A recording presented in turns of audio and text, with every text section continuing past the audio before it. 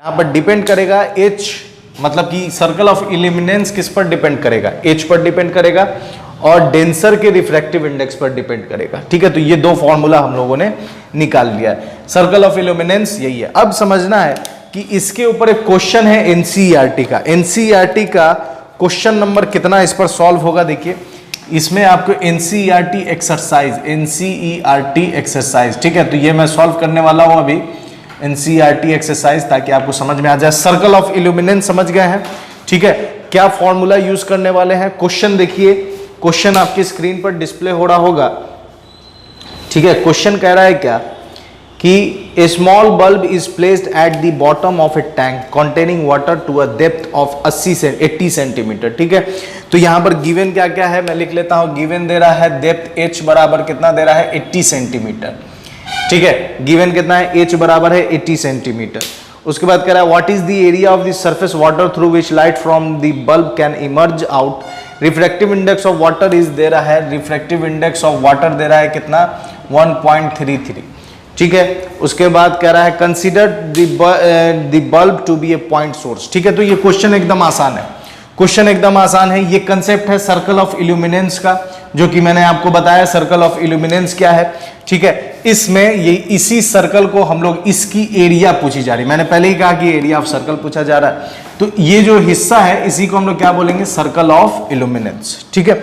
Circle of illuminance इसी को कहेंगे। तो H बराबर आ गया 80 सेंटीमीटर, रिफ्रैक्टिव इंडेक्स आ गया 1.33। आपसे पूछ रहा है एरिया ऑफ सर्कल, ठीक है। आपसे क्या पूछ रहा है, what is the area of the surface water through which light from the bulb can emerges out. तो वही आपसे एरिया पूछा जा रहा है। तो एरिया के लिए सबसे पहले आपको R निकालना होगा। तो R निकालने के लिए हमारे पास जो चाहिए वो यहाँ दिया हुआ है। तो सबसे पहले हम क्वेश्चन नंबर है 9.6, ठीक है, क्वेश्चन नंबर है 9.5 है, क्वेश्चन नंबर है 9.5, ठीक है। सॉल्यूशन इसका देखिए, तो सॉल्यूशन एकदम आसान है, फॉर्मूला आपके सामने है। R इज इक्वल टू क्या हो जाएगा, H अपॉन, तो H कितना है 80 बाई रूट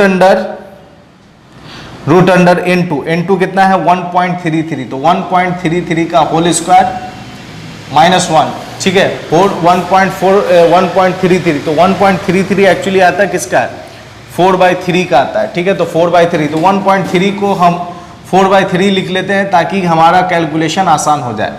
तो R बराबर आ जाएगा रूट अंडर 4 का स्क्वायर 16, ठीक है, 80 अपॉन, ठीक है, 80 अपॉन 4 का स्क्वायर आ गया 16, 3 का स्क्वायर आ गया 9, दोनों का एलसीएम ले लेंगे तो -9 आ जाएगा रूट अंडर, ठीक है।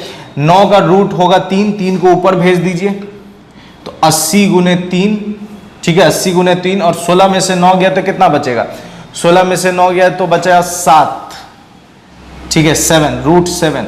तो ये R निकल कर आ गया। अब आपको पूछ रहा पाई R स्क्वायर, तो पाई की जगह डाल दो आप 22/7, ठीक है, 22/7, और ये हो जाएगा 80 इंटू, ठीक है, 80 इंटू 3 का होल स्क्वायर बाई रूट 7 का स्क्वायर करोगे तो 7 आ जाएगा। अब आप क्या करो, इसको सॉल्व कर दो तो आपको एरिया ऑफ सर्कल निकल कर आ जाएगा, और एरिया ऑफ सर्कल की वैल्यू होगी, ठीक है, एरिया ऑफ सर्कल की वैल्यू होगी 2.61 मीटर स्क्वायर, ठीक है, 2.61 मीटर स्क्वायर। जब आप इसको सॉल्व करोगे तो ये इतना निकल कर आएगा, ठीक है। तो हमने इस सर्कल ऑफ इल्यूमिनेंस पर एनसीईआरटी में क्वेश्चन देखा कि क्या है, और वो कितना नंबर है 9.5, उसमें एरिया ऑफ सर्कल पूछ रहा है। सेम कंसेप्ट है, फिगर आपको यही बनाना है, ये कंसेप्ट है, ठीक है।